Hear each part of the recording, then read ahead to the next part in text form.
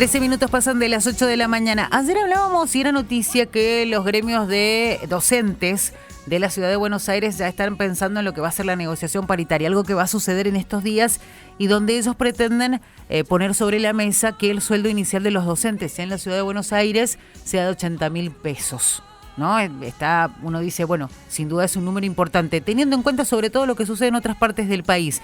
En Mendoza hay una referencia, y vamos a hablar de este tema, porque los docentes en Mendoza ganan un poquito más de 40.000 pesos, ¿sí? Y está, digamos, podríamos decir, es uno de los salarios, ya lo han dicho en más de una oportunidad los especialistas, más bajos para los docentes, haciendo la comparación con los docentes también de otras provincias. Vamos a hablar con Pablo García, que es sociólogo y miembro del Centro de Investigación Social de Mendoza, CISME, que ha dado a conocer un informe donde la conclusión es que desde el 2015 el poder adquisitivo tanto de docentes como celadores cayó más de un 40%. Son datos no solamente muy llamativos, sino tristes, ¿no? Porque hablan del día a día de docentes y celadores en la provincia de Mendoza. Pablo, buen día, ¿cómo le va? Hola, buen día, un gusto. También un gusto para nosotros. Hablar de este tema es, me imagino, nosotros lo estamos contando, pero para los que lo viven debe ser sumamente frustrante, ¿no? Sí, exactamente. Un tema que está en discusión ahora como el salario en realidad de todos los empleados públicos. En este caso nosotros decidimos trabajar una temática que es salario, Uh-huh.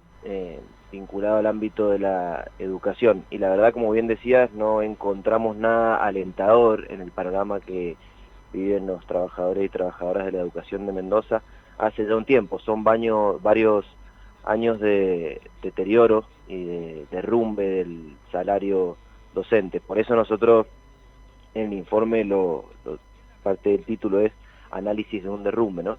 ¿Y por qué pasa esto? Porque ayer hablábamos no más que el gobierno nacional lo que pretende es que la negociación paritaria al menos esté a la par de la inflación. A veces no se logra, pero el propio gobierno nacional lo dice. ¿Qué ha pasado en Mendoza que en todos estos años el salario de los docentes y celadores va atrás, y bastante atrás de la inflación?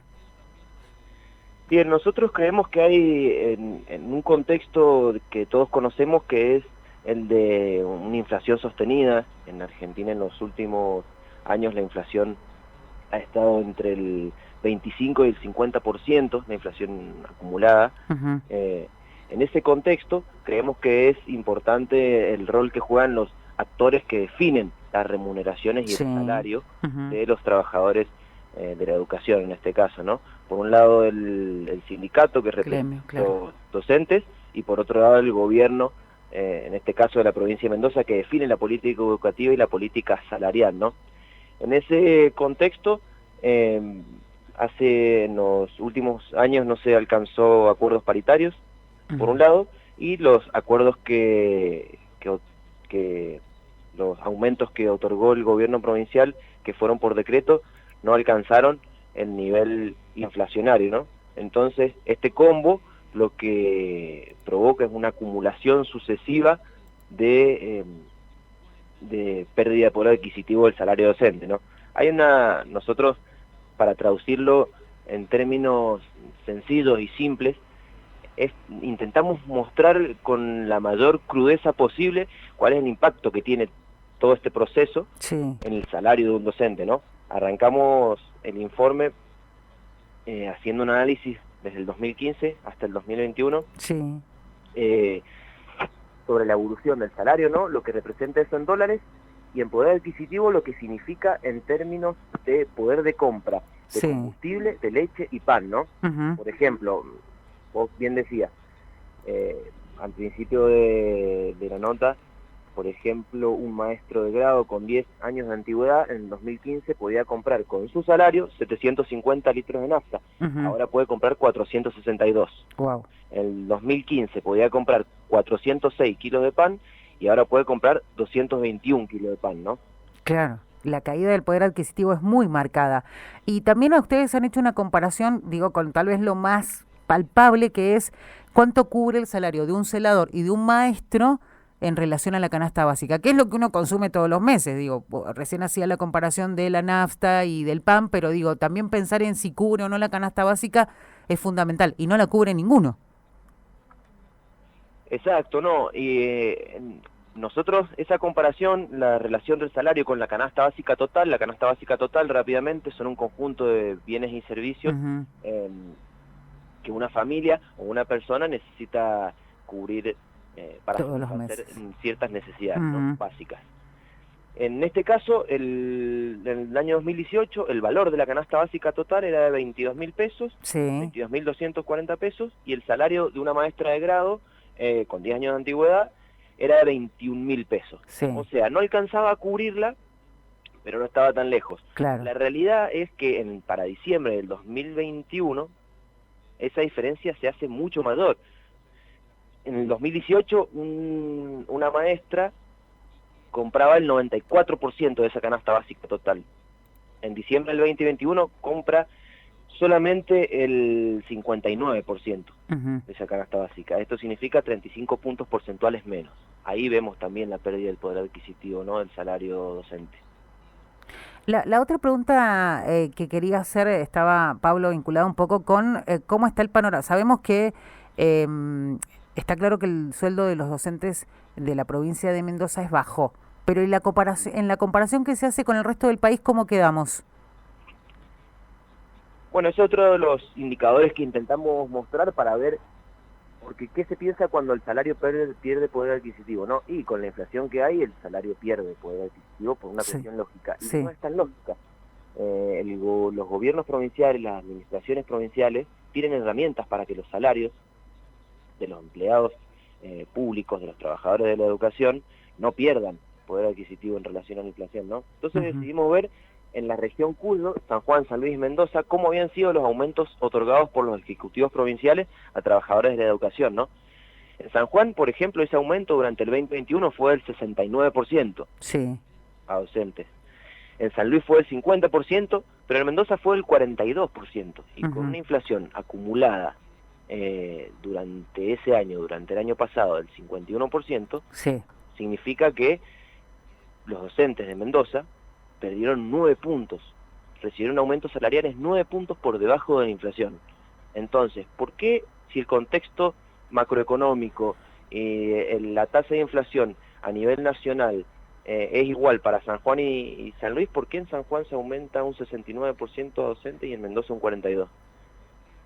Sí, la pregunta está hecha y obviamente la respuesta. Pero aparte hay otro tema en lo cual uno piensa, ¿no? Porque se viene dando una pérdida del poder adquisitivo porque generalmente los aumentos nunca alcanzan a los números de la inflación. Entonces hay que decir que incluso ya, aunque te digan, por ejemplo, te aumento el 50%, si el salario de base es bajo y viene desactualizado durante mucho tiempo, lo mismo seguís perdiendo, porque venís perdiendo durante mucho tiempo. Exactamente, eso es otro punto también interesante, que aún adecuando el salario al nivel inflacionario anual, hoy por hoy, es difícil recuperar lo perdido. Sigue siendo poco. Promedio, claro, nosotros promedio calculado, deflactado por inflación entre 2015 y 2018, un promedio poder adquisitivo, docentes, celadores y directivos, todos los que trabajan en el ámbito de la educación pública de Mendoza, vienen perdiendo un 45% de poder adquisitivo. O sea que para recuperar eso se necesita mucho tiempo. Ese es el problema cuando no se logran acuerdos paritarios que beneficien a los trabajadores, o cuando los aumentos que otorga el Ejecutivo van por debajo de la inflación. El problema es recuperarlo. Eso no se puede lograr de un año a otro. Y ese es el problema, ¿no? Que cuesta mucho recuperar ese poder adquisitivo. Y además porque a partir de, más allá de que se pueda dar la negociación salarial, en el caso de Mendoza, los últimos aumentos como nuevo acuerdo fueron dados por decreto, digo, en definitiva también eso tiene que ver. Exacto, y durante 2020, año de la pandemia, de crisis sanitaria, el gobierno provincial no otorgó, cerró las paritarias, el ámbito paritario de discusión del salario, y no otorgó aumento durante todo un año. Y en el 2021 el 42% para empleados públicos, que comprenden a trabajadores de la educación.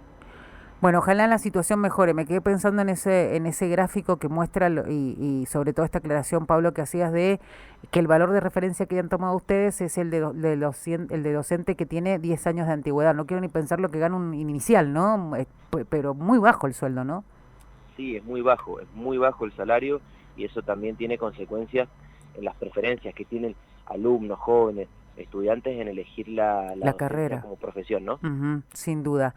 Pablo, ¿dónde podemos ver el informe? Se lo decimos para la gente que está escuchando y que por ahí quiere ver los detalles, la infografía, esa comparación que recién mencionábamos y que seguramente tienen ganas de verla porque es mucho más práctica verla en esa comparación que ustedes hacen.